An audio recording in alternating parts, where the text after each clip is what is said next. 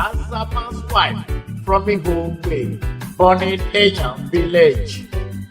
She had no child but lost children, nicknamed Emiton by her husband. But when her man died, she could not go home, made her home in Oba Market. Childminder for young mother shoppers, sometimes of pediatrician. Emota, knock away Joma, knock away Gary. Okay, Maria, Emmanuel, what I recover. Emota, knock away Joma, knock away Gary. Okay, Maria, Emmanuel, what I recover. His story caught up with her when Prince Ogunrange for cover. She gave him cover and our shelter over a listening post. Emota, knock away Joma, knock away Gary.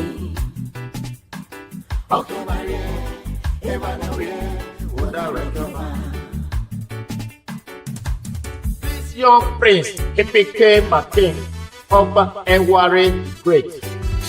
And Emota was immortalized. That's how Emota come to stay.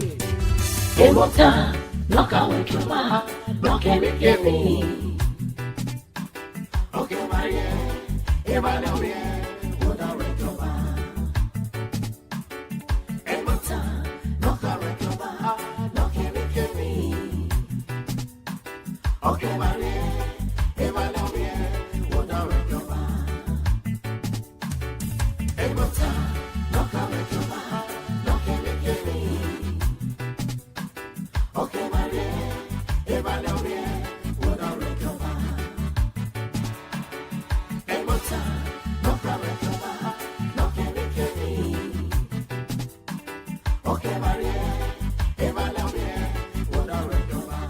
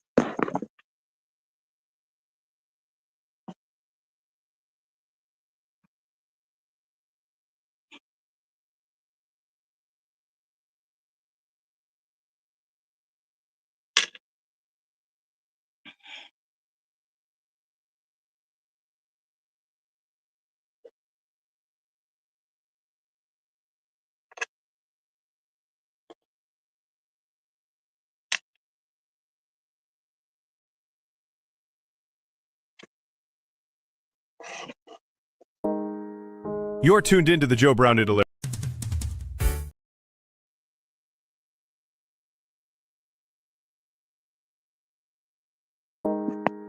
You're tuned into the Joe Brown Idele-Ero Show, the #1 platform where truth meets bold analysis. Every Saturday at 6 p.m. Nigeria time, we bring you sharp, insightful conversations on politics, economics, social progress, and infrastructure development live on Facebook and YouTube, featuring thought leaders and fearless voices. Ambassador Adesua Matthew Biki Uwaifo, Rastaman and activist Black Rice of Sagie, Honorable Chief Tony Negro Erhabor, and your host with the most, Honorable Joe Brown Idele-Ero. No spin, no profanity, just sincerity, integrity, and a commitment to the truth. Subscribe now on YouTube at youtube.com/JoeAero100 and follow us on Facebook at facebook.com/joe.idele. This is not just a broadcast, it's a movement.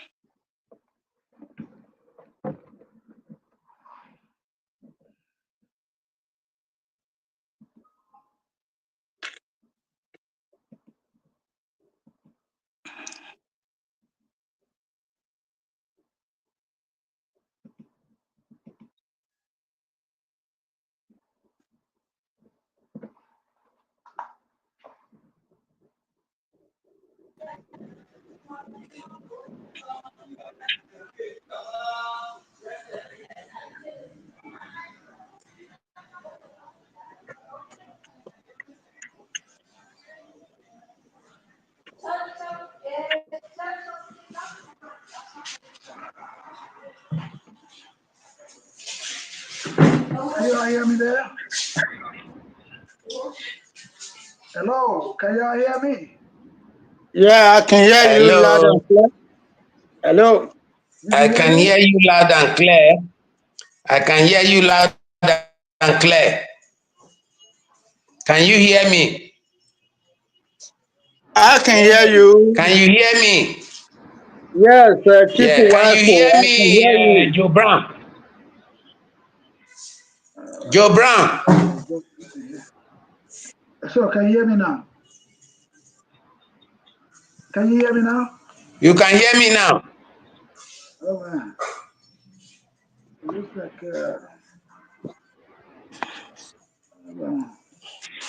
let me adjust the system right here.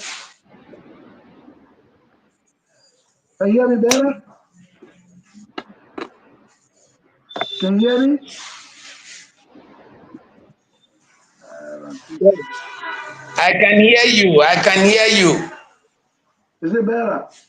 Can you hear me? Huh? Can you Yeah, hear I me? can hear you. Can you Thank hear me? you.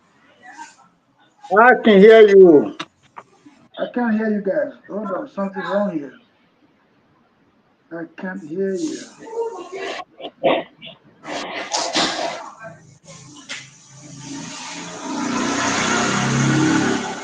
So can you hear me better? Can you hear me? I can hear Don't you, say Ero. no. I You keep can hear repeating you. that. I can hear I you. can hear you, man.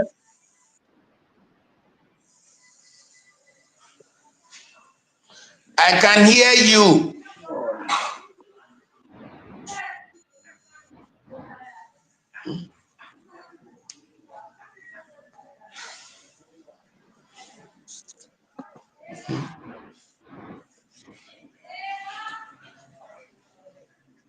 Hello, sir. Can you hear me? If you can hear me, let me see a thumbs up. You can hear me? Okay, good. Can you hear me? I can hear you. I can hear you. Okay, I can good, hear good. Let me. you. All right, all right. Okay,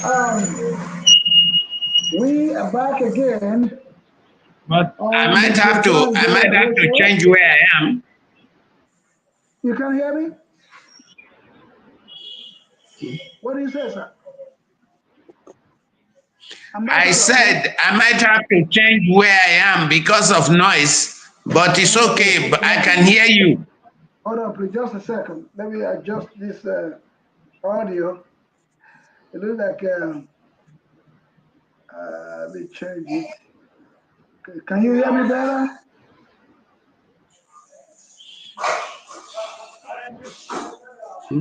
Okay. Mm-mm. My Although, thumb you is want, up. That is why we were saying we would have set all this up before we go on air. Can you hear? okay. Can you hear? My thumb is up. Yeah, I know you are here. Okay. I know you Negro, you are hearing me, but I'm talking to Joe Brown. Can you hear me? Joe Brown. All right. Joe Brown, can you hear?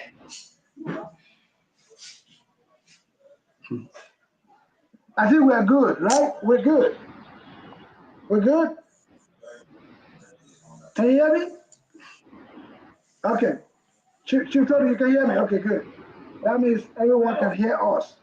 That's what I'm trying to get at here. All right, so we are back again on the Idele-Ero show, people. Today is a special broadcast, and because of what happened, it has become an emergency for us to make the broadcast today. Usually we come on air every Saturday, same time every Saturday. But today we decided to make some adjustment because of what just happened in our country, Nigeria. We lost an illustrious son. We lost a veteran. We lost a man that has been in the Nigeria system from childhood, who rose to the position of the head of state and also become the civilian president after some years when he was a military head of state. But a couple of days ago, we got a very, very sad news from the UK where he was taking treatment that he passed away. We're talking about the person of General Mohammadu Buhari, GCFR, who was the immediate past president of Nigeria. He passed away after a brief illness in the UK. As I speak, his body is being interred in his hometown, Katsina, Daura in Katsina State of Nigeria. And that's the reason why we are gathered here today to bid him farewell, to pay him the last respect. We all know President Muhammadu Buhari for a lot of things in Nigeria. And we are going to be talking about all that today in this broadcast. With me here on this show is the one and only Ambassador Matthew Biki Uwaifo. You are welcome to the Idele-Ero show, sir. Thank you very much. My greetings to all our viewers and fellow Nigerians worldwide. I'm happy to be here. I have to adjust. I don't know. For some reason, I can't hear you guys. Can you hear me now? Say something. Let me see if I can hear you. Can you hear me, sir? I can hear you. I said. And I cannot hear you. I don't know why is that.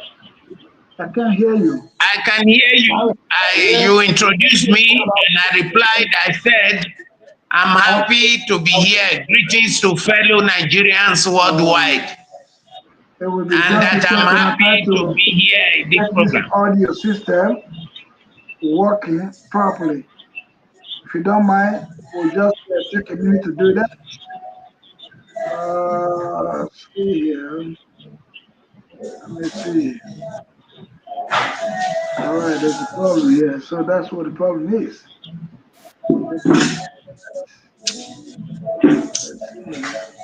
Same thing. All right. Okay. Is it better? Can you say something, sir? Let me see if I can hear you. Okay. Ambassador, can you say something? Just say something. Thank you very much. I'm happy to be here. Greetings to all Nigerians worldwide. All right. And Honorable Tony Idele-Ero is also one of us here on this Idele-Ero show. You just heard from me that we are doing this broadcast today because of what just happened in Nigeria. And we want to use this opportunity to bid him farewell. Talking about the late President Mohammadu Buhari. Honorable Chief Attorney Idele-Ero, you are welcome to the Idele-Ero show. Yeah, thank you very much, Honorable Idele-Ero. Thank All you, right. fellow Nigerians. It's a pleasure to be with you tonight. And my great ambassador, Wapo, a very big thank you to you too. Thank you. Okay. With that being said, we're going to have to move forward right here. Before I make my proper opening statement, I want to invite the members of the public, the audience. So please be patient with us because this is going to be a little bit a long program today. It's going to be a little longer than usual because we have a lot to talk about. And because of this, I want the audience to please be part of this broadcast by going to the comment section and make your comment, make your contribution, because this is our president that has passed away. And at the same time, when the phone lines are open, we are asking you to give us a call here so that we all can rub minds together and bid farewell to our president. Before we begin, I'm going to request, that we give a minute silence in honor and respect of our president. And after that, we'll just say the little prayer, then we'll continue on the program. The minute silence begins now.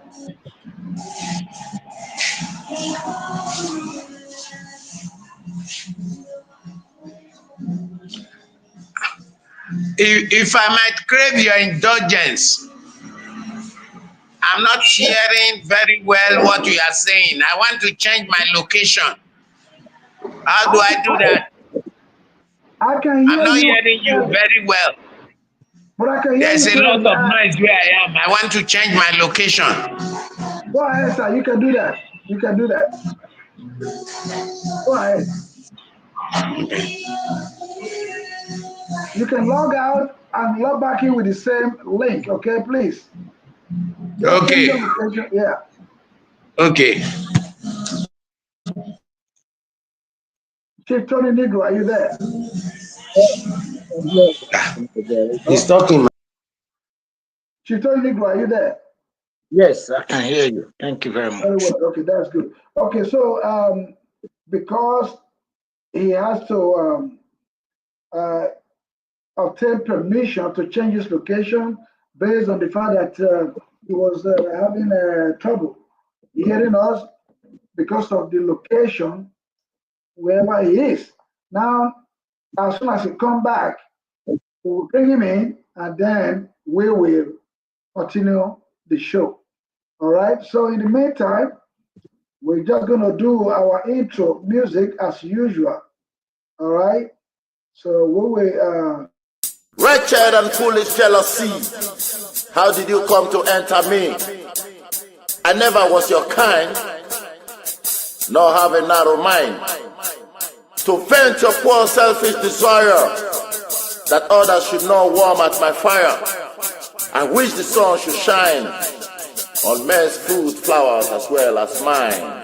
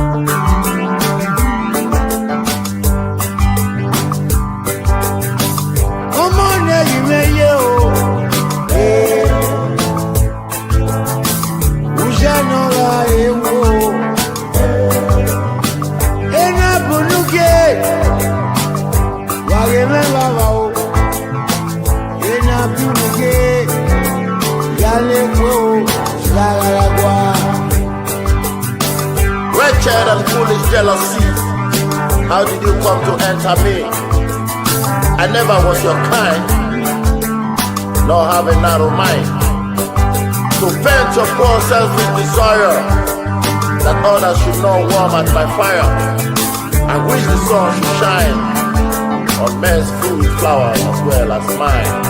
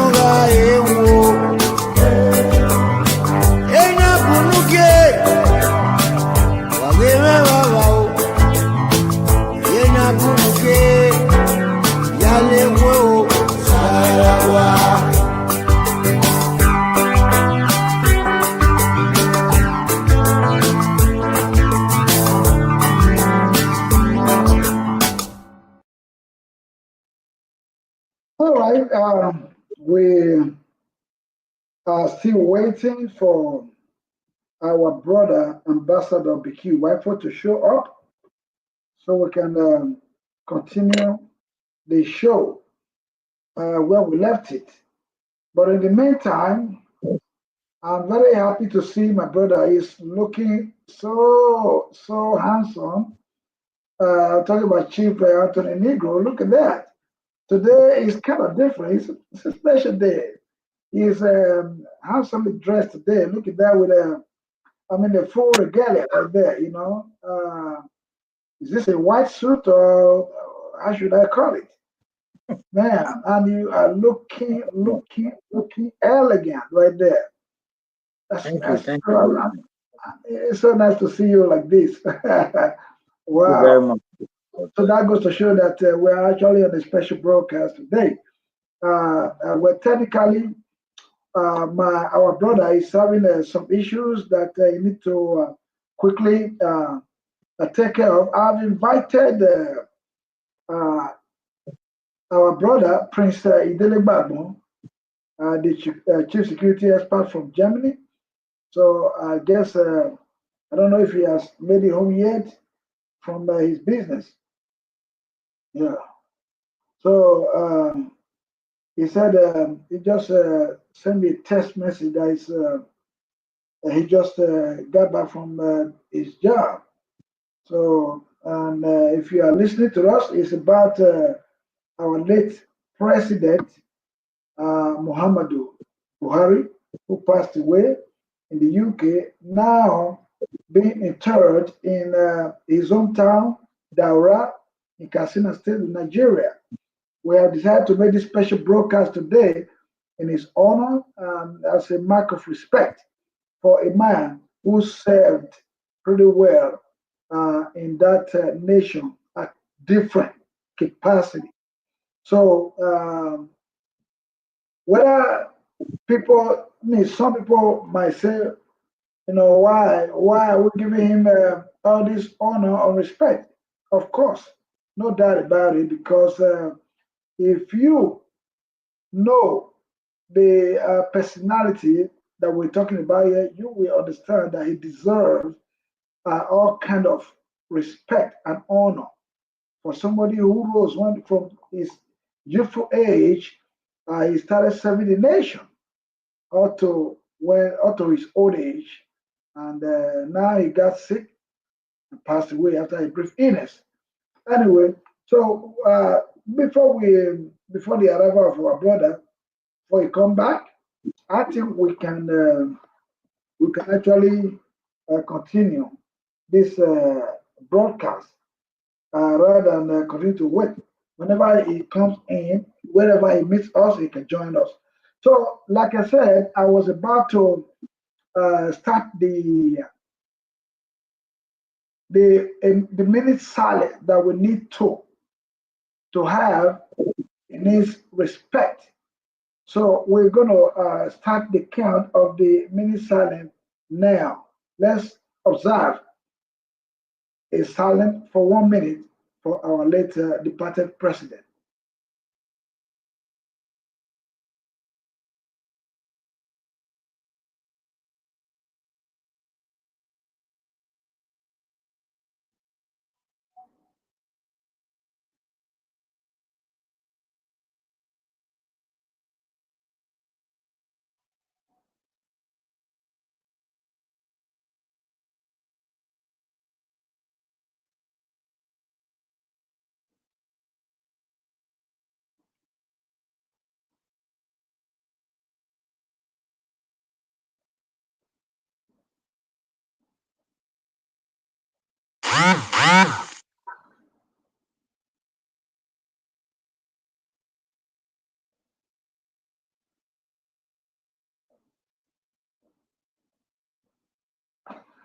May the soul of our departed president, Mohammadu Buhari, rest in peace. Amen. Thank you so much. Um, okay, so the broadcast has now started officially, even though we're still waiting for a couple of people to join us in the studios. But I'm going to just ask my brother here, uh, Chief Honorable Tony Negro, to tell us something he know about our late president, Muhammadu Buhari. You don't have to tell a whole lot of history, but just say briefly what you know about him, about this man, his antecedents, his, um, positions that he has held, I mean, the capacity he has served that nation, Nigeria. Now that he's gone, the whole nation is in the mourning mood right now as we speak. As a matter of fact, there's a holiday today for everybody, as declared by the federal government, by the president uh, Bola Ahmed Tinubu. For just to continue the mourning of our departed president. Chief Honorable Tony Negro, can you tell us something you know about the president? Yeah, thank you very much, Honorable Ero. Thank you very much. Nigeria or Nigerians are in a state of dilemma at the moment following the passing of our ex-president Mohammadu Buhari, GCFR. He died on the 13th of July 2025. Now, the federal government have declared a holiday in honor of the ex-president. A very big thank you to the current president, our daddy, President Bola Ahmed Tinubu. That is a very good and due honor for the ex-president of Nigeria, Mohammadu Buhari. Mohammadu Buhari passed away in London, age 82 years and 45 days. That's the period he spent on earth.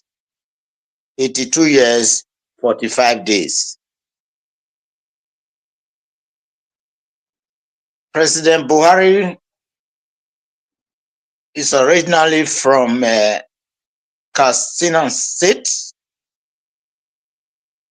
and we understand now from the governor, His Excellency Diko Rada, that his body has been returned to Nigeria and he will be buried today in Daura local government area of Katsina State. During his time as president, General Mohammadu Buhari was military head of state in Nigeria from 13th of July, no, from 27th of August 1985 to December 1988. He served Nigeria as a head of state of the military in Nigeria. He is survived by 5 children from his marriage, from Safinatu Yusuf. That is the name of his ex-wife. And after he divorced his ex-wife, he was now married to Aisha Buhari. They got married on the 2nd of December 1989. I think Aisha have 5 children as well for the president. Yes, it's a fact that Mohammadu Buhari served Nigeria both as a military head of state and as a civilian civilian president. He served Nigeria diligently during the periods that he was head of state and president of the country. We have other head of states who have also served the country diligently. We have Yakubu Gowon, was president at the age of 31. Yakubu Gowon was the president at the age of 31. Murtala Mohammed was also president at the age of 36 years. Olusegun Obasanjo was president at the age of 38. Then Goodluck Jonathan was also president at the age of 52. Now, I want Nigerians to take their mind back now to where we are as a country today. I repeat, General Yakubu Gowon, he was 31 when he was president of the country, and he did very well. He served the country so well that his name will ever be remembered. Well, with this, our late president, Mohammadu Buhari, Nigerians are with his children, his wife, his family, through this difficult time. May Allah grant him eternal rest. Amen. Amen. Now, we can see where he is. Good evening.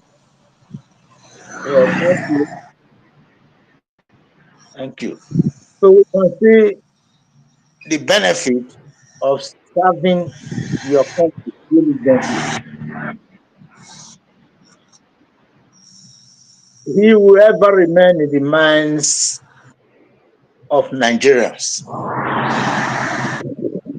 The one Nigeria remember about Mohammadu Buhari,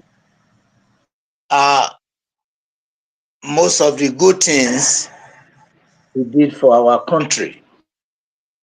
And he can ever, we will call him a statesman. Remember. So now that the country is at a standstill, we urge fellow Nigerians to remember him, remember his family in prayers. Not just one day prayer, remember them in prayers. And Nigerians have to also take the responsibility to look after the family he left behind. These are what are the benefits that surround serving your country diligently. To fellow Nigerians going forward, you can see today what it is to serve your country so well, serve them good. The reward is ever there forever. So I'll give the microphone back to Honorable Idele-Ero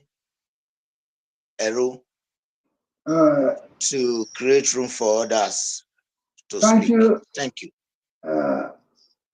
Thank you so much, Honorable Chief Tony Negro-Erabo, for that opening statement regarding what you know about our president. And I hope everyone is listening at home. There are a lot of people who don't know so much.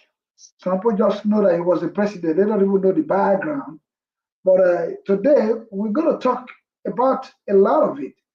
Our brother is back online talking about Ambassador Biki Matthew Biki Waifu. Forgive me if I don't coordinate the names, but they're the same thing. Ambassador Matthew Biki Waifu. I believe that's the way it is pronounced. Sir, I know you have to take a minute break because of your location. You have now relocated to probably a better position where we can see you clearly and hear you better. Or at the same time, you can also hear us, on the reverse side. Sir, we just had an opening statement by Chief Honorable Tony Negro-Erabo about the life of our president. What you know about the life of our president, our late president Mohammadu Buhari. And I know you is somebody that I can always vouch for when it comes to analysis because of your in-depth knowledge of our country and the leadership. Ambassador, sir, I'm going to throw the same question to you to let us know, just give us a brief history of what you know about our late president, General Muhammadu Buhari, GCFR. The microphone is over to you, sir. Absolutely. Okay. Good evening to all Nigerians and to lovers of Nigerians worldwide. Um, Today is the nation is in mourning for the next 7 days because of the passing away of our illustrious president, General Mohammadu Buhari, on Sunday. Well, what I have to say about the late General Mohammadu Buhari, GCFR, is that I happen to have met him in person, and I met him in Jos in 1982 when he was the GOC of the 3rd Marine Commando at Rukuba Barracks in Jos. Then I was an assistant manager with New Nigeria Bank in Jos, and we were liaising with, we all used to go with other bankers to the central bank for what we call clearing house then. And one day I was in Barclays Bank in Jos when the late general came in. That time he was the GOC. He had his bank account in that bank. And sometimes we used to have exchange with other bankers and so on. So that was the first time I saw him. And he was attended to in his savings account. And I was told then that he was somebody who was well disciplined when it comes to keeping his bank accounts and keeping his savings. He used to just come in, draw some amount for his household, household keeping and so on, and then the rest he would leave it in the bank. So, but when I met him in person the first time, I was a little bit shocked because, as those who used to know him would know, as at that time, he was the tiniest, or rather the slimmest army general that I ever saw in my life. That I ever saw in my life. I didn't believe that this man was an army general if he was not wearing his official uniform. He was official uniform that him, but all the same, he was a people's person. Then after that, again, the next time I met him was the same 1982 when his birthday was December 17. And myself too, my birthday is December 17.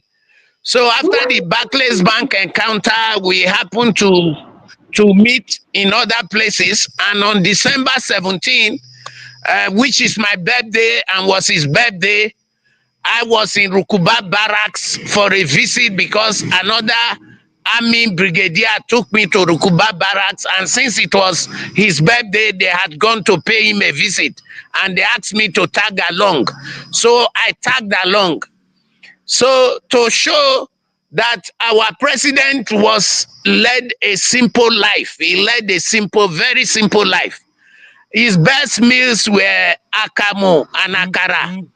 And then his real food was rice and dodo. For those who know the president and knows Nigeria how it is, you know that akamu and akara is the common man's food, and the rice and dodo is what is eaten mostly in the southern part of Nigeria and even in the north. So with those encounter with him as a person, I got to know, that the man had a burning passion for this country. I'm talking in the 80s now. I'm taking it down. Then another time too that I met him was we flew together from Lagos. And I still remember that day very well. April 26th, we flew to 1983. We flew together from Lagos to Jos, and we were on the same aircraft. And when we came down from the aircraft, he passed the VIP side. The generals came to meet him. He passed the VIP side. And because I was with another army officer who was behind him, he told me to follow them, and I followed them through the VIP side. And later, when we got to the VIP, he shook my hand because the officer introduced me as his friend. That was the last I ever had encounter, and a close encounter with the president, because after that, the coup of 1983, December happened, and he became the head of state. And as the head of state, there was no access to him anymore. So what I'm trying to say, in all these encounters, I saw him in the early 80s as a general with a burning passion for his country and his countrymen, a simple man who had no heirs, you know, a man of integrity, a man that believed in justice and equity as at that time. Oh. Then moving ahead, I know that he was once the governor of Northeastern State that now covers 7 states in Nigeria. He was made the governor to Northeastern State. That was during the time of General Obasanjo's first time as head of state, military head of state, from 1976 to 1979. And I equally know that Buhari had a lot of offices in which he proved his integrity as an incorruptible man. Like, for example, there was the Petroleum Fund, which was set up by Abacha, which he was made to be in charge of. There were he was head of state, and the first thing he did as at that time was to fight against corruption. And then he brought discipline. He believed in discipline, that Nigerians should be disciplined wherever they are. So that came to brought about the war against indiscipline. Why? As at that time of his first regime. But people, Nigerians, most of them saw him as being too strict. They saw him as being too, how would I put it? Rigid. They found this regime hard on the people. They found this regime hard on the people. And a lot of Nigerians during that time didn't like it. A lot of things that were happening, you know, because he was too strict. Then he was overthrown in 1985 by General Ibrahim Badamasi Babangida, and he was put in detention for good 3 years. He was put in detention. And while in detention, his mother passed away. And when the mother passed away, the military regime of of Babangida refused him to go and bury his mother. And this is where, by the time he came out from prison, Buhari now was a changed man from what he used to be. These are details that, you know, he was a changed man from what he used to be. And to cut it short, the man who spoke before I spoke, my brother Negro, told us a lot about him, but I went a little bit personal, and to be able to say so that Nigerians can understand why there was so much change later. And then after all that, to move straight ahead, as I said, he was the managing director or the chairman of the National Petroleum Fund. And we all know how that fund was well managed during the time of Abacha. It brought a lot of development, and that helped to build him up as a man of integrity, because there was no corruption found in him as at that time. And for every Nigerian that knows that petroleum fund, there is temptation for the officers to pilfer the money, but he made sure he worked on behalf of Nigerians.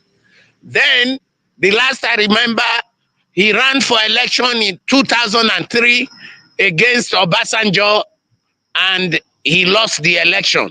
But he got about 8 million votes. And then in 2007, he ran with Yaradua for the presidency, and he lost. And in 2011, he ran again with the CPC, and he lost. But throughout all these elections, his votes never diminished. From 8 million, it came above 8 million. By 2011, it was about nearly 11 million, you know. So it was constant, which means he had a base. He had people who believed in him. And all these votes were cut across the country that time, although majority of the votes were in the north. But at least he had some pockets of votes in the southwest, in the south-south, and even in the southeast as at that time.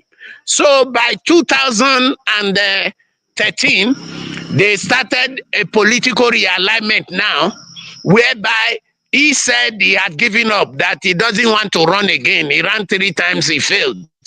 But now, with his base that he had, the then ADC, headed by Tinubu, and CPC merged together with NNP, NNPP, they all merged together to form the APC.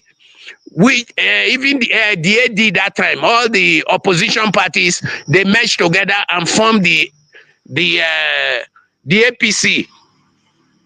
So as they formed the APC, they now pose a potential threat to the government of the day. And we went for elections, and for the first time, February 2015, we went for elections. That was after Buhari won the primaries with APC. And we went for elections, and he became the first opposition person to defeat a sitting government in the history of Nigeria. That was 2015. And he ran again 2019 for a second term, and he won the elections. And if I must mention, the 2015 election, he won it with over 50 million votes, you know, because people came overwhelmingly out to vote for him, because we all believe in change. The mantra then, the political mantra, was change. If you go to the north, to the south, everything was changed. Everybody felt they needed a breath of fresh air from the then perceived corruption of Goodluck Jonathan's regime.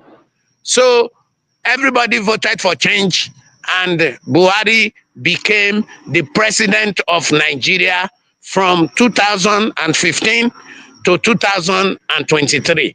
I will leave it there so that I just gave the background and everything. I will leave it there so that Joe Idele-Ero who is the host, can go on. Now, after having given you that background, there are other insights now that we will go to later, but let me leave it at that for now. Thank you. Oh, wow. Wow. Thank you so much. You see, Nigerians out there listening to us today, I told you guys that we have among us here a veteran, an experienced personality of Ambassador Matthew Biki Waifu. Imagine that he has a rare privilege to have an encounter, couple of encounters with our late president, Muhammadu Buhari. Muhammadu Buhari, what I know about him is that the man is a disciplinarian. The man is a gentleman. The man is an honest person. The man is, if he wasn't a soldier, we would say he is an activist with a tag of anti-corruption because he renounced corruption. Anything that has to do with corruption cannot, do with him. This man here, from his young age, growing up in the state of Katsina, actually his own city was Daura, where he grew up. And I think that part, then we have just 12 states that later on got split into several segments that brought about this 31 states today in Nigeria. Anyway, Buhari, that we all know, as according to what Ambassador Biki Waifu said about him, he schooled locally in the state, and gradually, he moved into the army, the military. So, and then from there he got promotion, got training after training, even went as far as going to London to get some training, and he was moving up because of his exemplary character. Because of that, he was having some kind of rapid promotion, and was being given some responsibilities that he never failed. This responsibility that he was given, even when he was even young, he was able to manage those responsibilities given to him as a soldier, as a military person. And from there on, according to what I know, uh, he was a governor as at that time of I think it was the northern region or something, So he was a governor, and he was very young as at that time. Even when he became the military head of state, he was still a very young man. So, and I remember I was at home in the year 1983, as a very young boy. We just came back from the club that night, December 31st. I cannot forget that day. So myself and my brother, my colleague, who were doing music together in the nightclub, we came home, and our brother, who was in the same house with us, kept to wake us up because we were sleeping. Because we didn't come in until very late at night. We were sleeping, and when he came to work, he said, "Listen, hey, guys, wake up, wake up, wake up. There's a coup in Nigeria." Really, there's a coup in Nigeria. We said, "Okay, what's going on?" And everybody went and get glued to the radio sets. We found out that the military people had just overthrown the civilian government that was led by Shehu Shagari at that time. So at the end of when the coup got kind of settled, Buhari was made the head of state. Buhari was the head of state as his deputy, General Tunde Idiagbo, both of them. They were now in charge of the country, having taken over from Shehu Shagari. So this man had 2 years or so, if I can't actually, maybe it's going to be about 2 years or a little more or less, I don't know. But within this short time, there was a lot of sanity. Discipline became a norm in our country. There was a lot of moral decadence and all that stuff.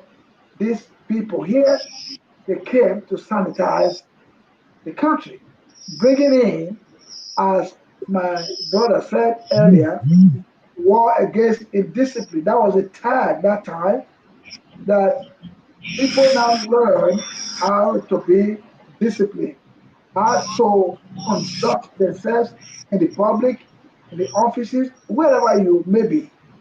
So at that time, it was it was so it was so interesting that wherever you are, you will think twice before you behave. You have to be in a queue, even at the bank or anywhere you go. Let's say you want to board the bus before you see people rushing into the bus. No, this time around you have to queue up until you get to your turn before you can be attended. They were the one that brought those discipline into the country. So all of a sudden, again, before you know it, they were overthrown by probably who I would say their friend, who was a member also of the executive council. So that was Babangida, who came over and changed the narrative. So now that discipline that was built within that 2 years or so was wiped away. So, but he came with his own program that he called the Structural Adjustment Program, SAR. So he came with the SARS, and people were not able to just adjust like that. As a matter of fact, I can tell you that during the Babangida period, a lot of people, a lot of people had to travel overseas because they had to travel overseas because they were no longer able to cope with the situation on ground. A lot of people went abroad, they were just, as it is now, they are replicating the same thing again, what they call jackpot. That time it wasn't called jackpot, it was just, oh, we're just living because they were unable to uh, adapt to the situation on ground. And then everything crashed during Babangida, that the Naira that was as solid as the rock during Babangida, sorry, during Buhari, during General Buhari, crashed out. The Naira at that time, during Buhari, it was very solid, such that it was even bigger than the dollars. But as soon as Babangida came in, everything went down, and then the Naira began to soar. So yeah, that's about the discipline that we missed from our late President Buhari.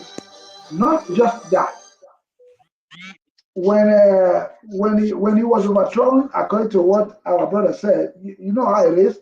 When the military overthrow a government, they will arrest everyone that was in power. Some of them might be unlucky. They can even kill them. That is a coup. It's a military coup. But luckily for us, Buhari was not killed, but he was only jailed. And all that is history. So by the time he was released, he came out.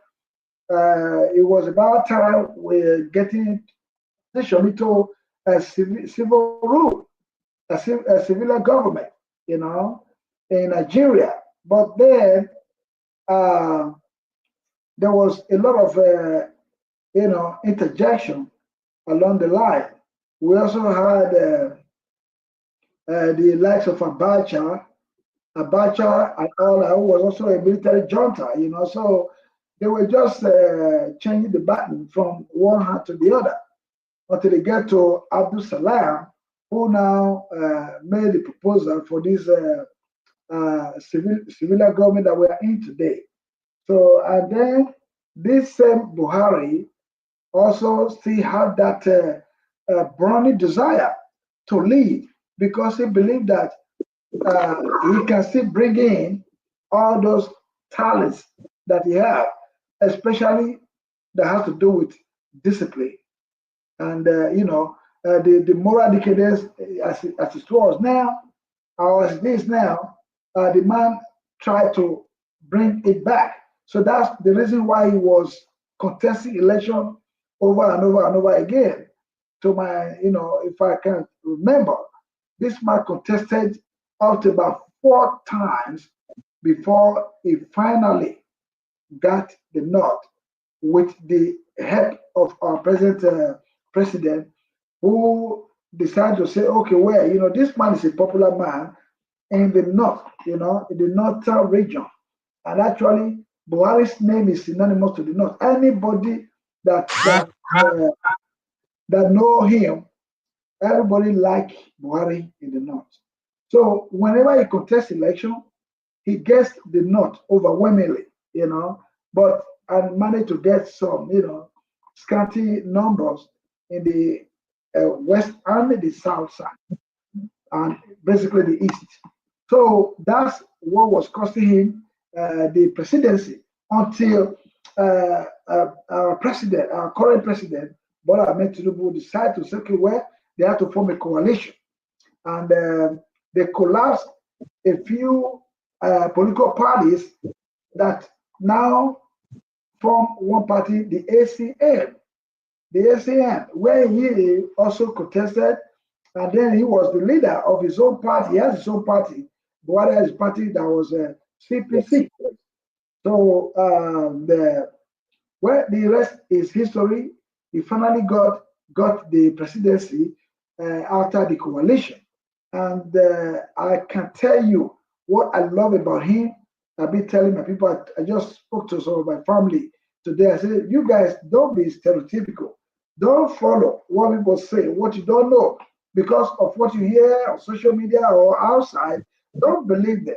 I said, look, during this, when this man became the president, I was in Nigeria for like about 3.5 years, because I was also trying to, get myself back into the country and participate in politics anyway. So before then, during Goodluck Jonathan, I told them, I said, I can just give you 2 things that I know about this man.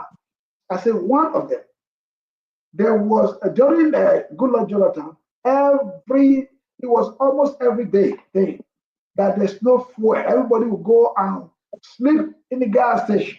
They go to the gas station and sleep. And people were not buying fuel, outside. They were buying fuel outside. During Goodluck Jonathan, it was a bitter experience. So now they were adulterating the fuel. People were putting fuel in the house. They call it black market because you can't get the fuel to buy in the gas station. So now there were a lot of arson going on because they take fuel and keep in the house and then uncontrollable. So they were caught on fire. People were getting burnt. I know about a family in my daddy's street area. At that time, they had about 5 members in the family that got burnt because of this fuel scarcity that they were keeping in the house. So thereafter, when Buhari came into power, I can tell you now, you can go and double check and verify this. I was there. So there was no longer fuel scarcity. Even though the amount of the PMS, it got, higher a little bit, but it was just still manageable at that time. I think it was like about 180 or to 200 naira per liter during his time. But guess what? It was affordable. I mean, it was available. I'm sorry. Some people say it wasn't affordable that time, but it was available. That's the bottom line. Right here in the States, even though we get gas here, $3.99, that's $3.99 per liter here. But you go into the gas station, buy your fuel, and leave. There's no queue. You don't have to go queue up.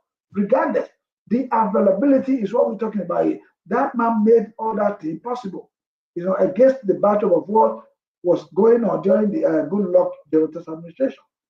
Then again, talk about the Naira. The Naira was a little bit stable. even though it was higher than what it was supposed to be, I mean, what people perceived it to be, but then it also was manageable. He managed it to like, I think about 400 naira to a dollar, but it was never that this high. As a matter of fact, before he left, even in his second term, the naira was still uh, not more than like about maybe 400, 500 or something. I can't remember, but I know it's not this high. Okay, look at it now. Even this present administration, see what we are getting. The fuel is, you can't buy fuel now in Nigeria. It's about 1,000 or a little more for a liter. And then talk about the naira. I'm just giving two instances right here. The naira has risen. There was a time it was like about 1,900, 1,700, but lately it has been kind of a little stable, even though it's still staggering for like 1,500 and a little fraction. So if you look at this man's time, he did well. People weren't happy. They said there was a lot of corruption during his time. Yes, but he cannot be everywhere. He can't do everything. But I know him as a disciplinarian and somebody who was very courageous. And the rest of it, people can say whatever they like about him, but I was one of those who promoted, who unwaveringly supported him during his first time and second time. We had a very big followers on the social media. It was myself and one Golden boy in Chicago that formed that group. We had over 15, no, up to about 25,000 followers. 25,000 followers in that group for Buhari. We call it I am a Buharist. That's what. So people, when things were kind of going rough a little bit, they say, "Oh, you were the one that campaigned for him. You guys brought him in." I said, "Yeah, because I know for a fact, I know one thing about him, that the man is a man of integrity." So I'm going to bring back our brother Tony Negro to continue from where I stopped and say more. We are here to kind of celebrate, even though it's morning. But again, this man has participated in all. I mean, he has handled all kind of positions of power in Nigeria, and he was well managed. Honorable Chief Tony Negro, please go ahead and talk to us some more about. Thank you very much. Yes. Our big daddy, Ambassador Wifo, spoke extensively about the, our late ex-president, Mohammadu Buhari. I thank you so much. You also put me in memory lane here, because I remember when they introduced himself and Idiagbon, his deputy then, they brought in war against indiscipline. And as a kid, I was just growing up, a teenager. Everywhere we go to, we were all now used to staying in the queue. And what Ambassador Rifle said is quite true. I witnessed that and some other part of the government. Now, what Nigerians, we are just to follow up this broadcast. There are a lot of things you can learn from it. You have to always try and see what life was then compared to what life is now.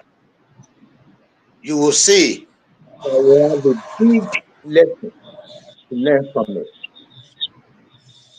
I remember then when they were overthrown by Balamusi, Babangida, the Diagbon was not in the country when they were overthrown, but he had I'll call it sad news for him.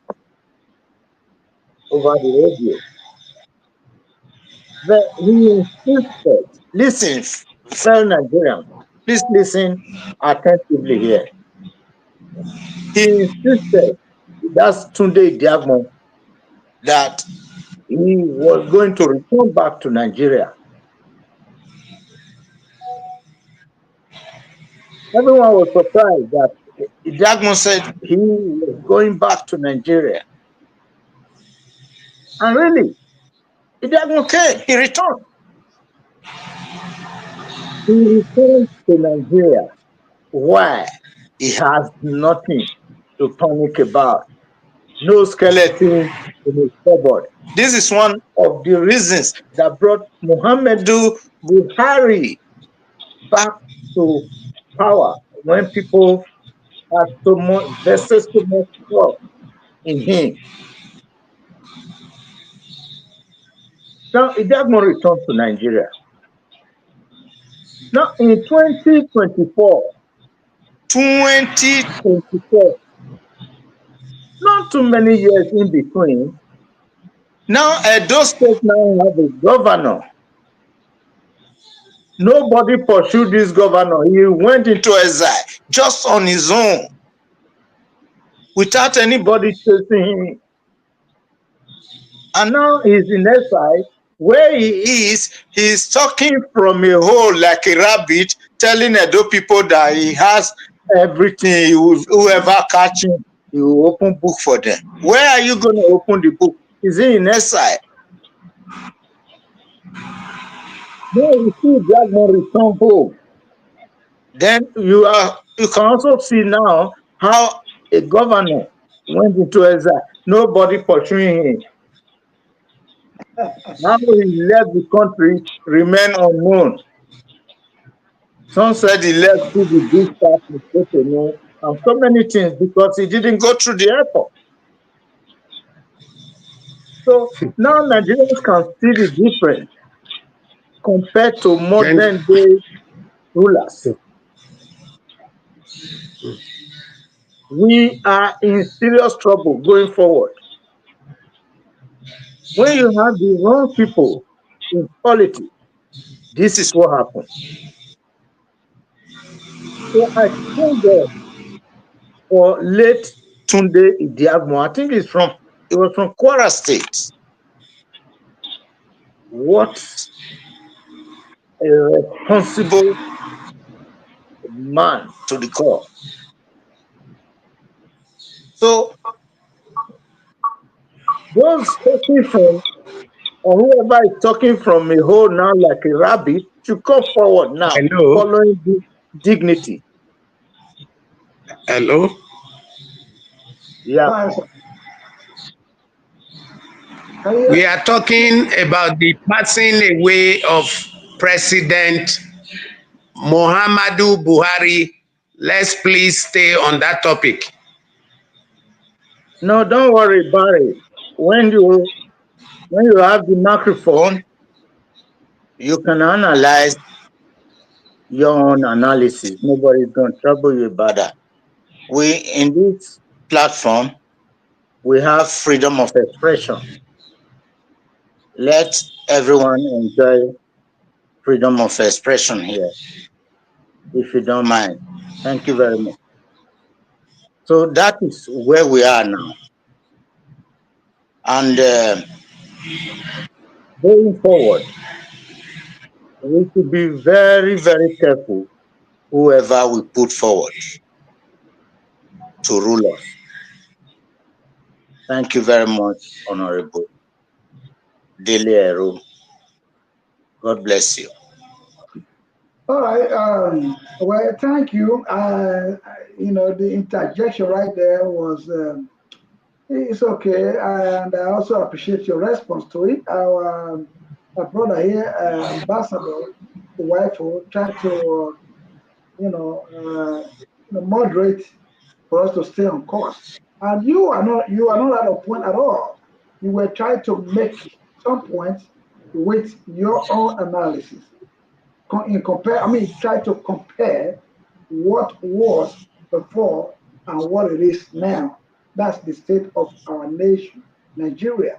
However, going back to talking about our president, the who just passed away, President Mohammadu Buhari. Yeah, a lot of people might not admire his ways because he's coming from a military background. Remember this now. So for anybody to be able to withstand the rigors of military, a background per se, then you have to have that discipline. That's what the man always tried to maintain. We know now that nowadays there are some errors in the military circle. So some people have, now adopted the civil way, like corruption. People are now corrupt in the military. Way before now, we always know the military people to be, a disciplinarian. They don't condone all these indiscipline of corruption and all that. But the civil rule today is kind of different. The civilian has probably, I don't know, I could say that is the civilian that has corrupted the military, or whether it be the case, I don't know. I'm going to ask my brother, uh, Ambassador Biki Rifle, because we can be here all day talking about the good side of Buhari. I know that for anybody that has a good side, also have some bad side, especially when he now become a civilian president, which is totally different. When he was a military head of state, they were really with it was I would say they were dictators, So you have to obey their command. They don't go through assembly, National Assembly or something before they got things done. That is a different kind of system. So, but today he now become the civilian president. Guess what? Things are going to change. So he himself was unable to control, to some extent, his cabinet, because during his time, what he know, I think what he's used to, he's not used to all these bureaucratic system, negotiation, and all that stuff, that now occur in the houses, House of Assembly, House of Rep, whatever, and the Senate. He didn't have to go through all that when he was the head of state. They ruled by decree. They were ruling by decree. But this time around, now you have to go through the rule of law, the constitution, and all that. So that's the difference. Ambassador Wifo. So how do you compare the time of our late president when he was a military head of state, or when he had a different position of power during the time he was in the military? How do you not compare that to this time when he became a civilian president? So what went wrong? What's the difference? Can you please explain to us what you know that he did during that time, whether good or bad, and when he became a civilian president? We just want our viewers and our listeners to know about all this that we are talking about today. Those that they don't even know and those that they have already know, we will talk about all of them. So, sir, I want you to tell us what you know about our president, late President Buhari, when he was a military head of state, and when he became a civilian president.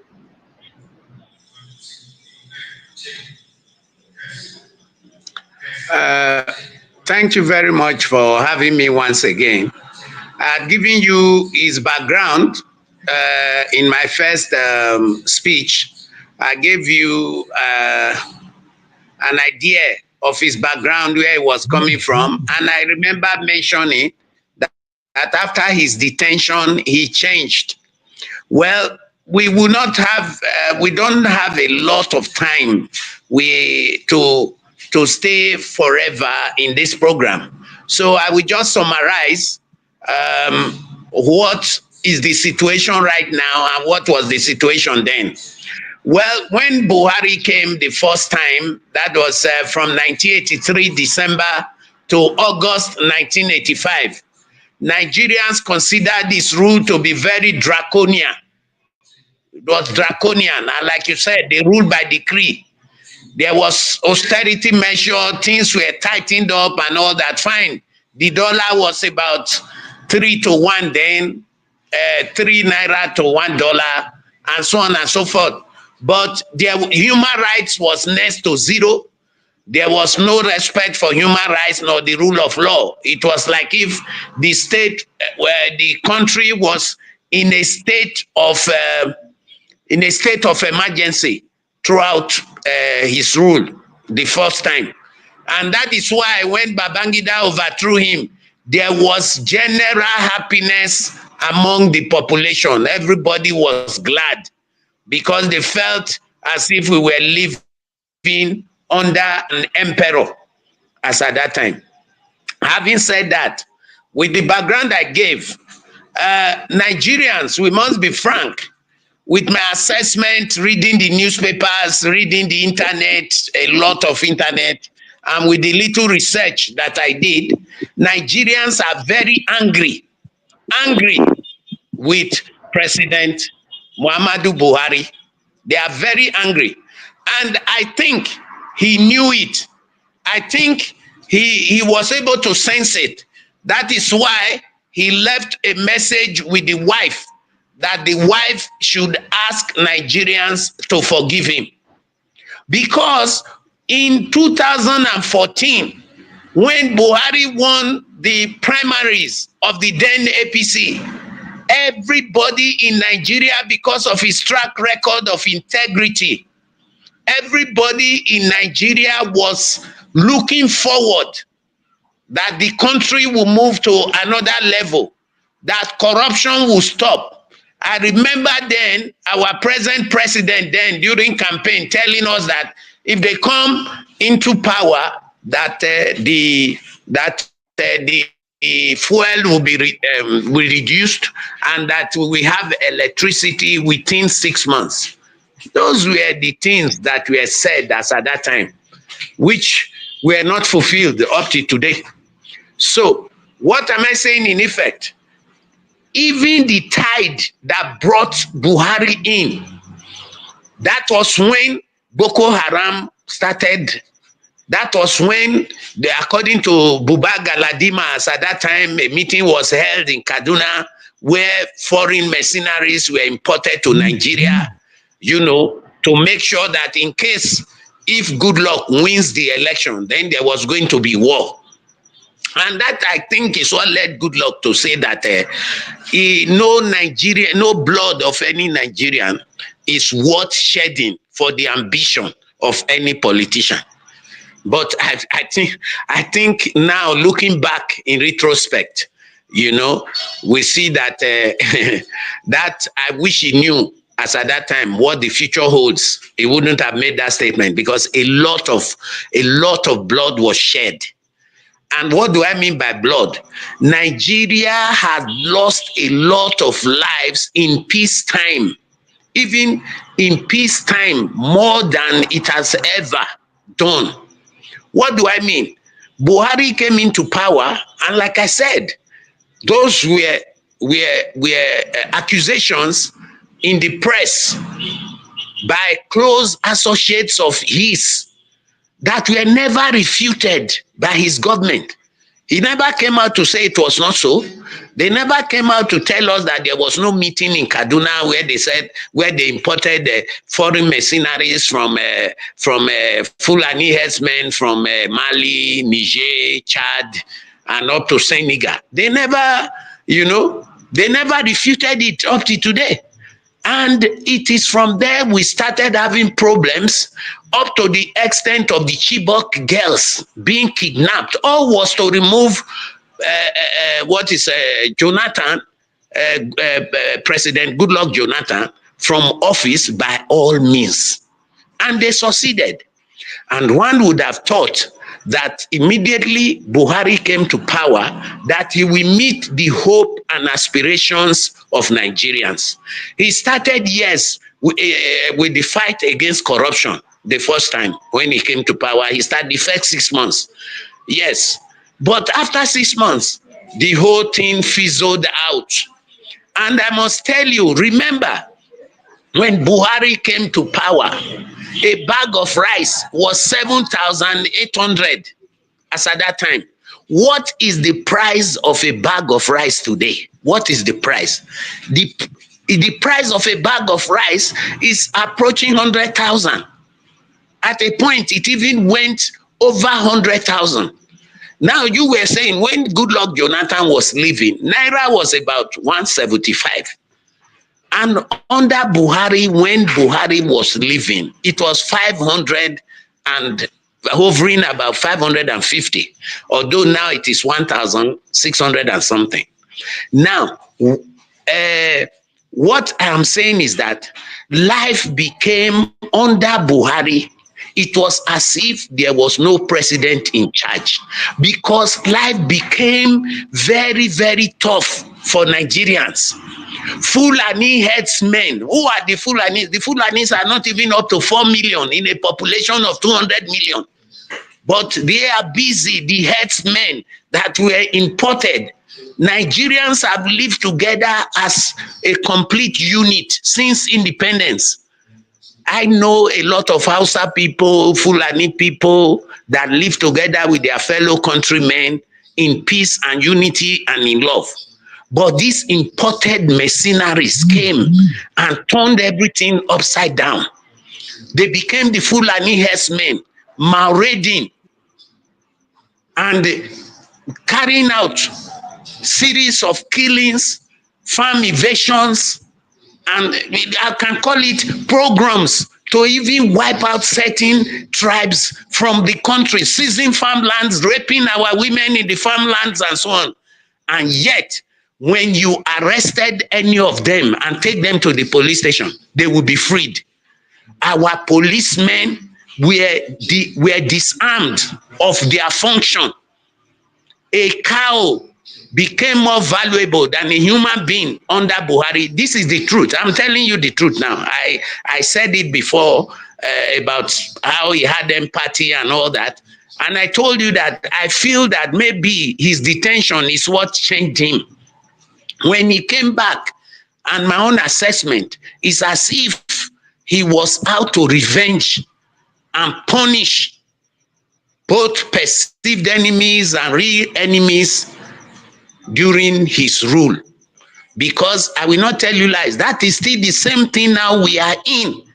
And everybody is expecting that after 8 years of organized chaos, that the country will be on a pedestal to an Eldorado. That is not possible, because until the government tackles insecurity, my dear, I'm very sorry. There progress. When there is no insecurity, where will your investors stay? So what I'm saying in effect is this: Buhari's rule, that we all were filled with hope, that we all expected that things will change. With the mantra was say Baba, Buhari, say Baba, that things will change. A man of truth, which we put there. This man of truth was surrounded by cabals that did not allow him to walk. Because whatever is fed up to him, I think he didn't even know the extent, as far as I'm concerned, of the Fulanese marauders, the extent of their destruction in Nigeria. I think it was not even told to him by those. It became a weaponized political instrument for people to rise to power. So under the democracy of Buhari, yes, I can equally say too that he still had the tenets of democracy when he could. Like, for example, in 2020, when we had the election in Edo State, he said, let the better man win. He did not use federal might. He did not send the army into Edo State. He did not send the police into Edo State or he did not coerce the people. He allowed the people to choose their own choice as at that time. Unlike what we have now. So what I'm saying in effect is this, and this, if we have to tell ourselves the truth, this is the truth we have to tell ourselves, that a man that we trusted so much, a man that we hoped on so much, did not perform according to our expectations. That is the truth. That is the truth. Because fine, when he came, that is why I said, when he came, 17 local governments in Northeast were under Boko Haram occupation. Fine. And within 6 months, he was able to neutralize them and take those territories back. Within 6 months. Then, after 6 months, he fell sick. By the time he came back, these people regrouped and came back. And under Buhari, we had a system whereby the Fulani headsmen and the Boko Haram people are rehabilitated. And we say we are bringing them back to society. They pay them, they train them. But listen, once a thief, always a thief. If you like, clothe a monkey, take it to America, take it to England, it will be a monkey. You understand? So what I'm telling you right now, Nigerians have gone through pain.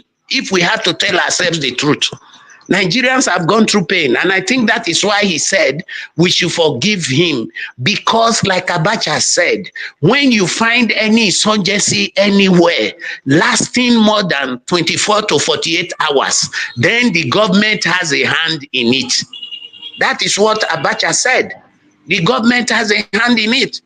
And we cannot, like the ostrich, put our head inside the mud and say that under Buhari's regime, everything was rosy. No.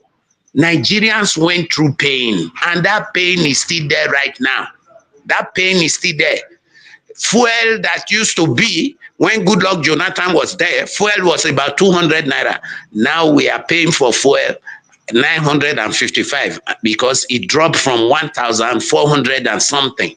It even rose to 1,400. What of the dollar? The dollar official rate as of today was 1,548. In the black market, it is going for 1,659 when you find it to buy, 659. And Goodluck Jonathan left that dollar at 175.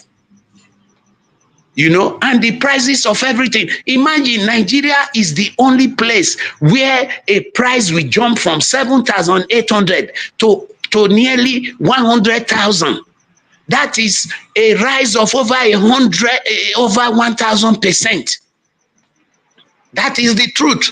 So what I'm saying in effect is this: despite all this, I know sometimes leadership is very difficult. And I know sometimes the spectators know the game of football more than the players. You say, oh, he didn't play it like this, would have played like this, he'll be able to score. The player who is in the field knows the difficulty that is going through that makes him not to be able to score a goal. You see? So I know all that. And because of that, and because we want this country to be in cohesion, we want this country to have the unity we had when we were in regions.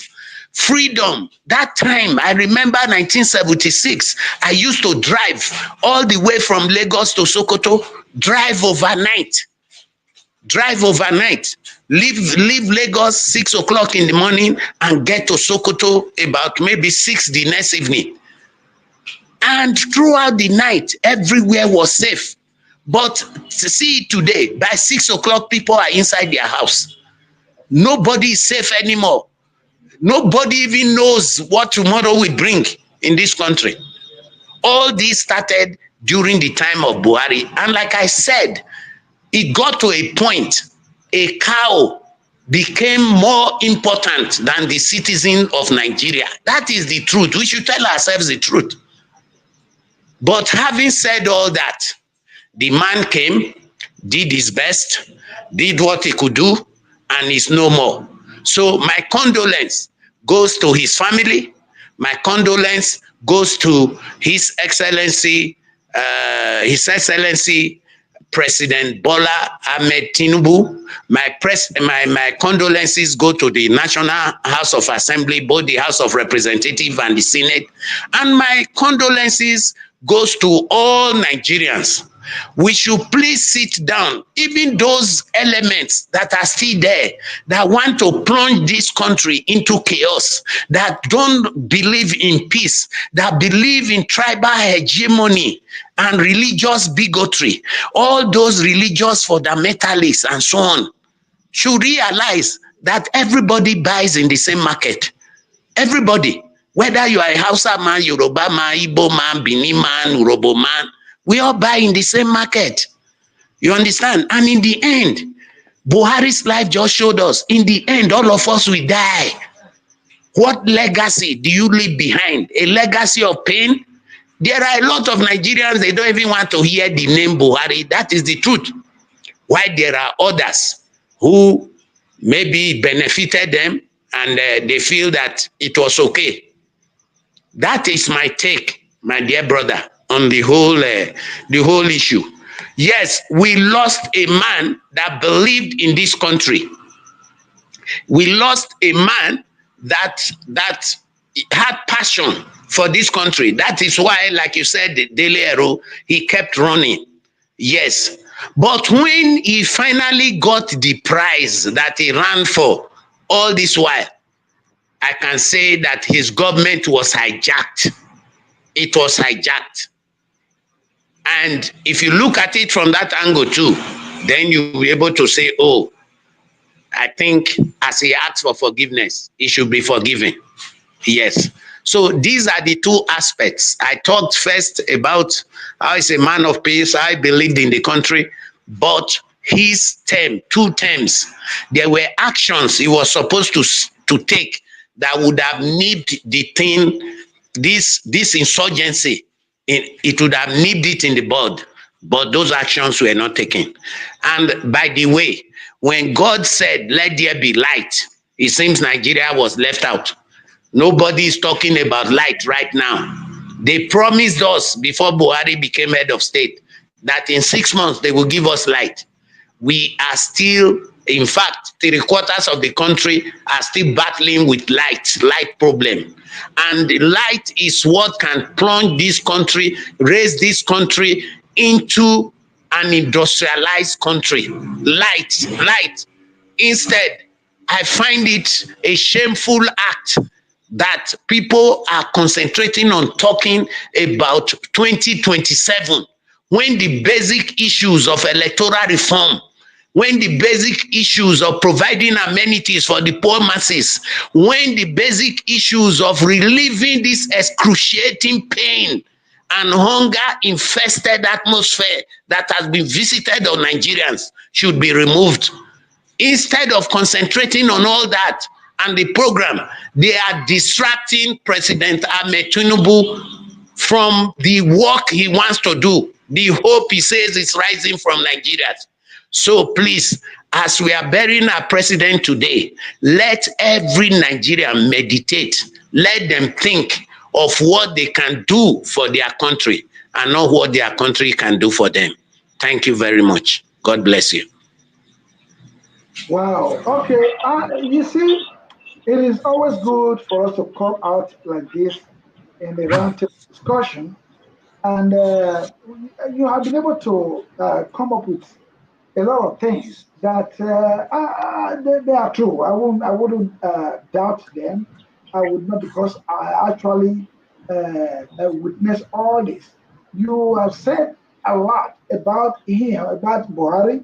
You know, the reason why people lost hope in him, because we all had all this hope built when he was coming because of what we know about him previously. During his time, he was a military president, or head of state. So now, with that being said, everybody was like, oh, if this man happened to come in a military, as a military president this time around, sorry, as a civilian president, maybe we are going to go back to enjoy those good times. I think that's what Nigeria we were expecting. The expectation was high when we know that he was coming. Why? Because this man is known for his integrity. Otherwise, nobody has hope in anybody here because everything that is said, like you pointed out about the fact that when they come in, there's going to be once when they come in, there's going to be that.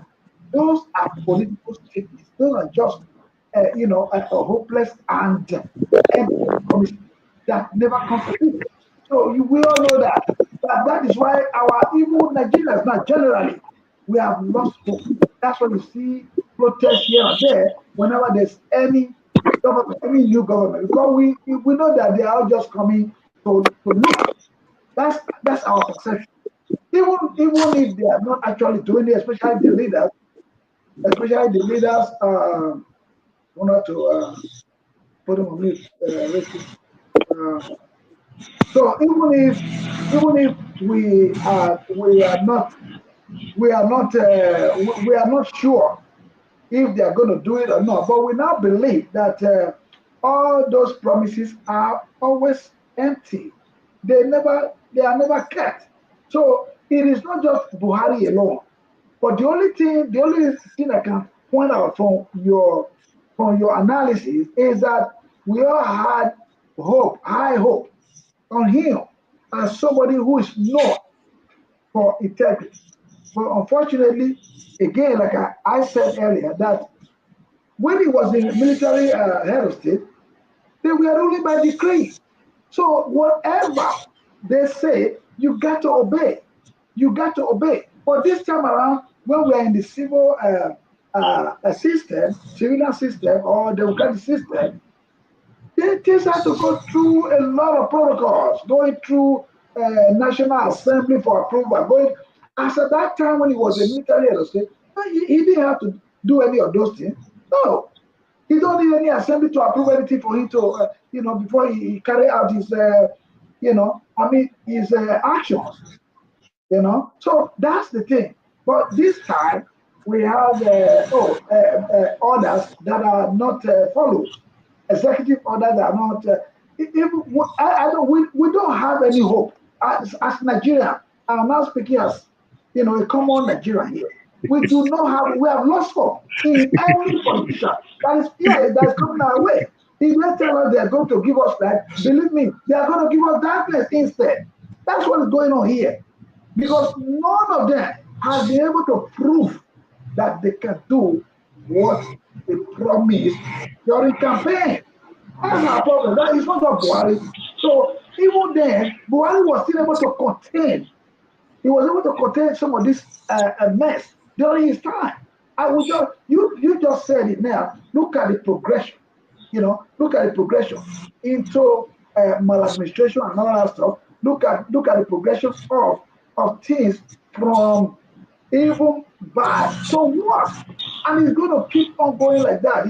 It's going. It will never end. It's not going to stop. Look, you said something about the naira. He inherited naira, let's say about 200 or 300 to 1. I can't remember. I can't just please don't quote my figures anyway, because I'm just here. If we had, let's say, 300 naira during Goodluck Jonathan, which he inherited, and he was able to stop at about 500, guess where we are now? You just said it yourself. So it is not about him. But the only thing is that the man maintained his integrity, his discipline. Unfortunately, he has a lot of all these bourgeoisies, the bourgeoisies that he had, those people who are contagious to money. Everything about them is money. When you give them money, approved money for a project for Nigerians, ministers, whatever they are, guess what they're going to do? They, rather than using that money to execute such projects, they steal the money and put it in their pocket.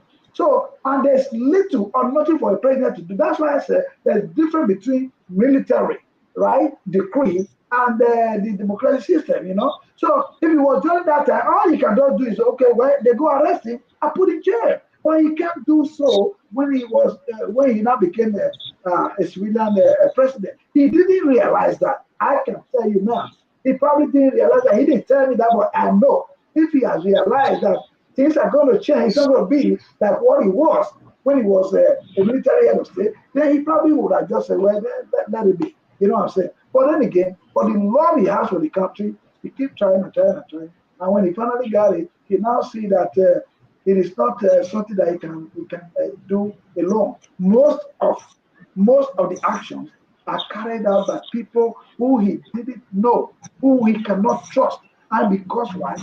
He cannot do it alone. That's what I see about that. But anyhow, I'm going to pass the microphone over to my brother, Honorable Chief Tony Negro, to say a little bit more on the. Let us just expand it a little bit. We're going to have, let's say, about 10 more minutes for this before we close this topic for today. Honorable Tony Negro, you got like about 3 minutes to speak on this. The time. Well, I mean, what people are angry. We know that they are angry that we were kind of disappointed. We were disappointed because what we expected did not happen. We didn't get what we expected of him. So, what do you have to say? How can you reconcile both the good time of him and this time that we got disappointed? Even though the wife said he left a message that he should appeal to Nigeria to forgive him, we don't know why. I don't. Nobody know. That was there's no detail about that. Forgive him for what? Why? So he's not the worst person that has come to power. There are people, even I'm not going to say, even those who are there right now. What can we do about them? What are we? Can we hold them accountable? Inability to hold these leaders, these elites, accountable for their action is our problem. That's our problem, nothing more. So they go on looting spree because why? Nobody's going to challenge them. They go, nobody's going to challenge. That's what I see. Honorable Tony Negro.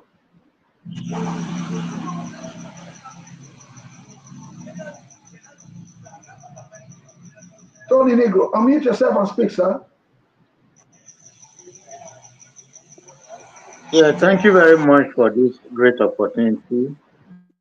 I personally have my own point of view, or I see things from my own perspective. We know when Buhari first came into power through or under the military, he did very well because he had a very good deputy at that time, Idiagbon, Tunde Idiagbon. They both worked together and things were really, really good in our country.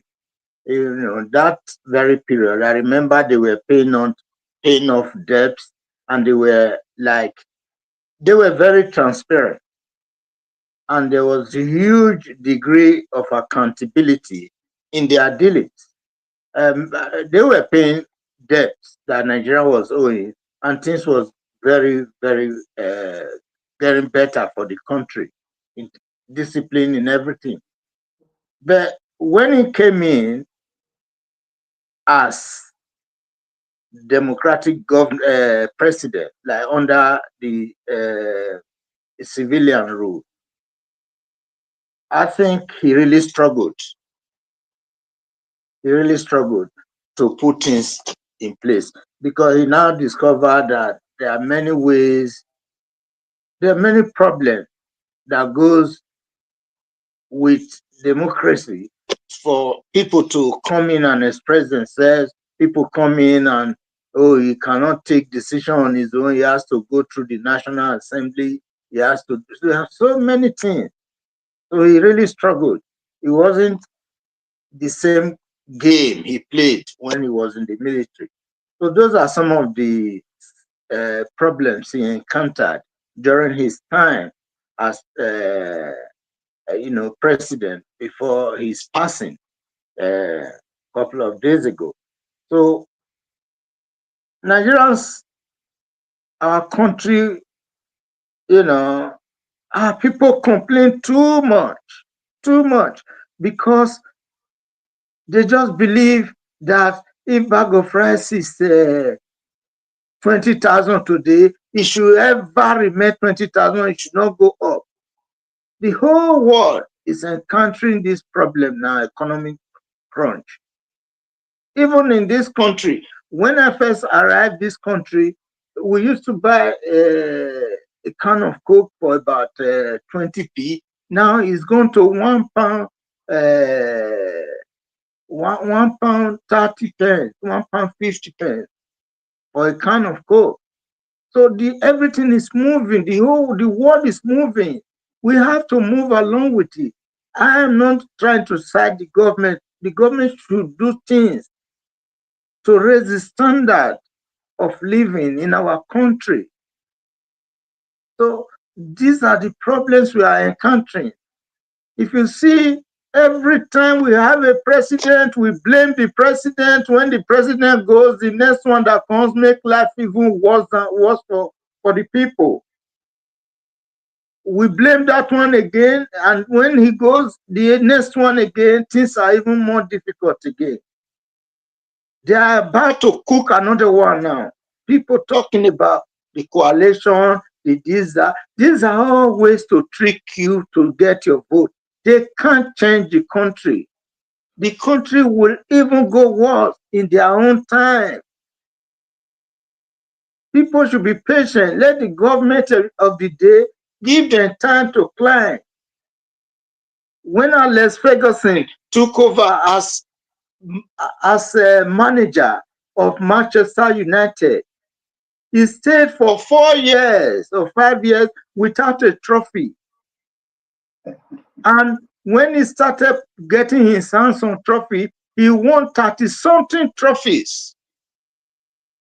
So people should begin to understand. I'm not, if I speak now, people will say, oh yeah, it's in the comfort zone. No, that is not the question, because this country, we have experience. We have experienced, what do you call it? We have experienced problems with our economy here in the UK. We have experienced. There was a time when we had, the prime minister here, David Cameron. This was very difficult. Most people that used to eat four times a day, they started to eat 2 times a day, just to enable him. He did recover from it, and he brought the economy back again on track. Because the economy before he came in was under Tony Blair. Tony Blair was very good, and the economy was really good in his time. Things are not the same the way it used to be every day. Instead of them now to be patient now with the government of the day, give them room to plan, to move things forward. They are rushing for a change. And this is the change that Buhari brought to you. You say you don't like the change again. When they were bringing you that change, Jonathan tell you that somebody said he's bringing you a change. You didn't ask whether the change is a good one or a bad one. You just said, oh, the change, you accepted it. And here we are. We have to be patient as a country. I'm not, I live in the comfort zone. I live in England. I live in London. But I can tell you, my mind, all my body is, I spent around, you saw it that I was in Nigeria for about 4 years, 5 years, almost 5 years. Yes. Recently, I only returned back to London. So anything you tell me about I know about it because I experienced it already. I was there too. People shouldn't just look at all like, oh, these people now London, the other one is in America. No, I'm with you. My mind, I have siblings there. I have families there. Most of them, I have to send money from here to them to survive. We are the source of patient. Yeah. Let's be patient with the government of the day. Otherwise, you Nigerians, we are going to blame the next government if we are not careful. Things can go worse. A bag of rice that is 100,000 naira today can still be the same bag of rice can still take you up to 180,000. In the next government, if you rush too much about things, be patient. We have a great, very good and great country. But most of the things that is the main problem is that we have to be able to cut down on corruption. If that can cut, things can improve better. Well, Things can go better. This is my take about this very topic. Well, thank you so much, sir. Thank you. I appreciate you, and I appreciate both of you that has stayed with me so far. Because we're about to round up this show now, we cannot continue to stay on it according to our brother because we have a lot to talk about, especially that the death of our late president has triggered a lot of anger among Nigerians. Why? Because they feel that it is whoever is piloting the affairs that is the cause of the trouble. No, I don't think so. This thing has to do with all of us. Why? We are not a productive nation. We should have been, but because of the corrupt elites, that's our problem. The corruption right there. Until we are able to minimize it. I know we cannot eliminate it, but if until we're able to minimize corruption in our nation, forget it. It's just going to keep on climbing like that. Keep on climbing and climbing and climbing. And we have nothing to do about it. We have the only thing that can actually bring about a change in that country is a drastic revolution. I'm not calling for anything bloody, but there are different ways that we can bring about revolution. Our elites right now, National Assembly, ministers, when you see the scrambling, campaigning, I'm very much ashamed that Nigerians are still believing politicians when they make promises that are empty. Yes, that's what it is. We know that they are going to come up with all kind of bogus promises to the people, and the people buy into it. Sometimes they don't buy into it, but they have no choice. They're going to have to elect somebody at the end of the day. But guess what? The problem, these people here, they are so nepotic. In fact, I don't even know how to describe the president elite. They do not want to give chance to other people. No chances at all.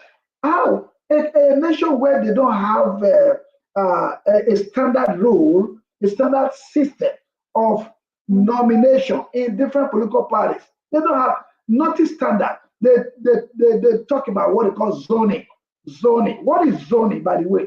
When you zone it, he said something a while ago that when you take a monkey to America or to England, whatever it is, they're still going to be monkeys anyway. These people here, they have grabbed the power and they do not want to let go. What do they have? They have the money, and the rest of us don't have that much money. The money that they have is our money, and yet that's what they're using to fight against us. They use it to oppress us. So it's not going to stop. The only thing I think about that will bring change in that country is a drastic revolution. These promises here and there is never going to cut it. It's never going to cut it. Because those who they put in there are not the right people. They are putting square peg in round holes right now. That's what it is. Because it is who you know. Somebody told me that here. They said it is not about what you know, but who you know. That's what's killing us right now. We do not have anybody who is actually competent to lead us. Even if we have, there will be some who will saboteur his effort. I don't know, maybe President Tinubu, the present president right now, may have some good intention, but he cannot do it alone. There are other people who are going to saboteur his effort. No doubt about it. It's not just, I'm not just making it up. So we're going to have to end it up here, and then probably next time we can talk more about the leadership and the economy of our nation.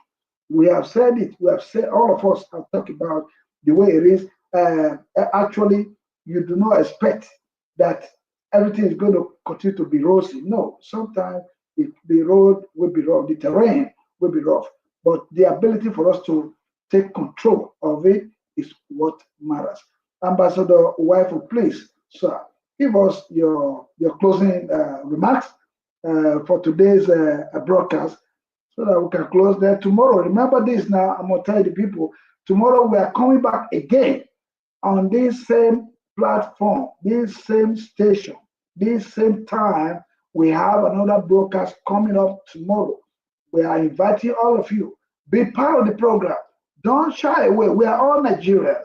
We are not, those of us who are here talking, giving our time, our precious time, we are resources. We are not getting any reward from anywhere, any angle. We are only just here to see if our broadcast can bring about some impact on the part of the elites that are leading us today. Ambassador Waifu, please. Unmute yourself, sir, and speak. Ambassador Waifu.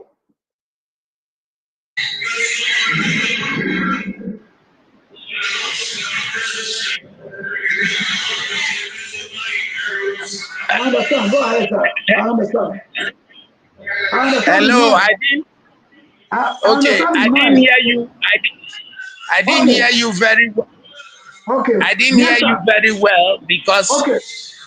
I'm hearing the noise. Don't worry about it. What I'm saying, sir, is we have spent quite some time here, and there's no amount of time we put into this matter that will be enough for us to get to a reasonable conclusion. But the thing is, we have said enough, and our people listened, and if they hear us, that's fine. We are going to continue to do our best. That's what I said. We put in our time here without any reward from any angle. That's what I said. But I just wanted to go ahead and give us your closing remarks so that we can end the book. I won't be too long. Yeah. All right. Let me do that. First of all, I want to thank my brother, Honorable Negro, for his incisive analysis of what is happening in Nigeria. I quite concur with him. And I want to thank you, Idele-Ero, as the chief host. But whatever opinions I have about this program now, when we are doing our own private analysis, we will talk about it. But the truth is that our a colossus that bestride the political firmament of Nigeria is gone home.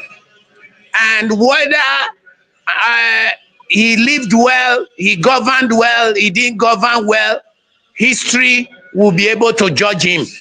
So I want to thank you very much for giving me the opportunity to be part of this program. And like you said, it's a continuous program where we will keep analyzing things and even bring in, there'll be new formats with which the show will be done. So I'm saying thank you very much. And before I go, briefly, I want to say that my deep, heartfelt condolences go to the Nigerian people, the Buhari family, the wife, the former First Lady, President Bola Ahmed Tinubu, and the National Assembly, and all the Nigerians in the diaspora, whether we like it or not. He was the president of Nigeria for 10 years out of 60 years of our independence. That is about 65 years now, 10 years. Only himself and Obasanjo have that honor.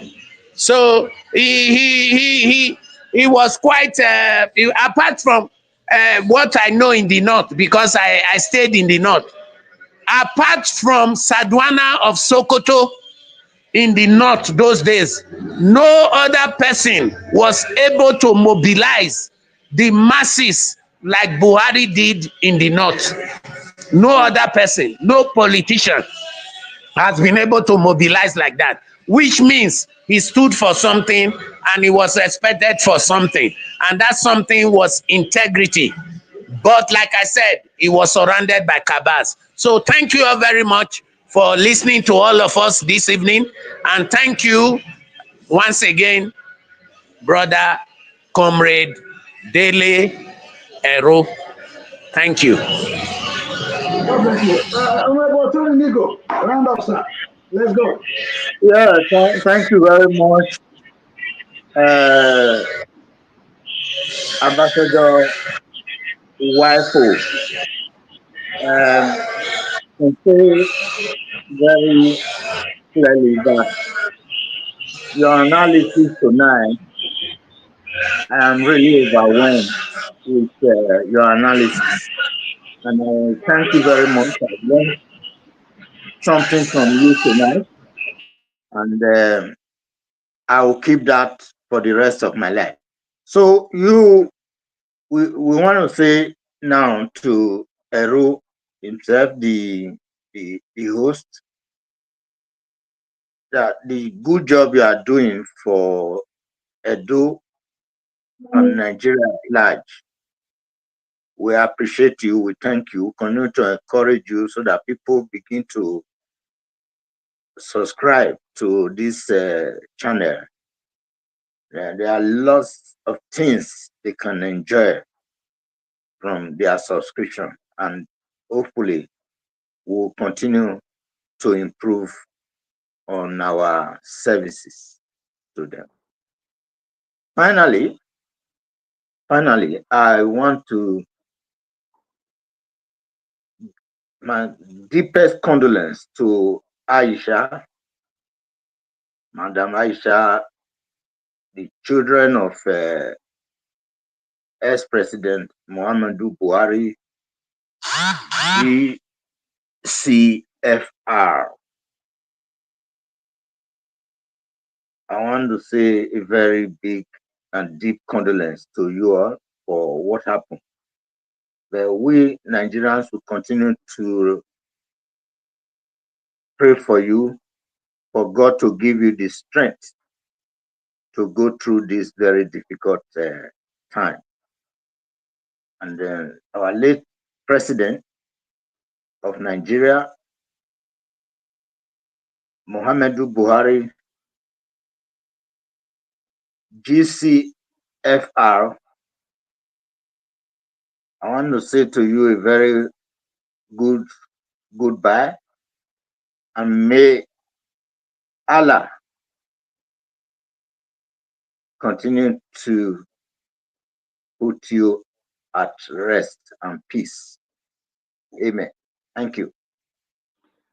Thank you. Thank you so much. Thank you so much for all of your contribution, my brother Ambassador Biki, Matthew Wifo, and Chief Honorable Tony Negro. I thank both of you today. The rest of our crew members didn't show up for reasons beyond their control. They would have been here, but hopefully tomorrow we will all come back here and meet to discuss another important issue that is coming your way. For the audience, for members of the audience, there's nothing, no big deal. If you subscribe to this station, all you're going to gain is more than what you expect. Anyway, so you will gain the truth. This is a channel that gives the truth about the situation of our country, of our state, of our country. And then, with that being said, I'm going to expect that you all have a change of mind to always, subscribe and join us whenever we are on air, because we're always live here on YouTube, Facebook, and other social media. And even if you didn't join us live, you also have the opportunity to go back and revisit our broadcast so that you will actually be able to digest everything that was said. I want to wish our former First Lady Aisha Buhari and the family entirely a very, very deep condolence for the loss of their dear one, our own president, Muhammadu Buhari. And I also want to condole with our present leader, present president, President Bola Ahmed Tinubu, the National Assembly, and the entire people of Nigeria, both home and in the diaspora. We have lost a great son who has wholeheartedly served that nation in different capacities. And at the end of the day, we cannot hold him back. We can't hold him back. If the Lord said it is time for him to go, like he's going to also pronounce ours when our time comes, there's nothing we can do about it. So it is painful loss, we know, but his legacies that he left behind will be the bedrock of our remembrance to our president, Muhammad Buhari. God bless all of you for joining us today, for listening to our broadcast. And we will see you again tomorrow, same time, 6 o'clock. 6 o'clock is the time for the broadcast. And we expect that you do better by joining us, giving us your opinion through the comment section, and giving us a call here. We have a number for you to call, but we have not been seeing much about that. But we hope that everything go well with you and your family until we see you back tomorrow. God bless you.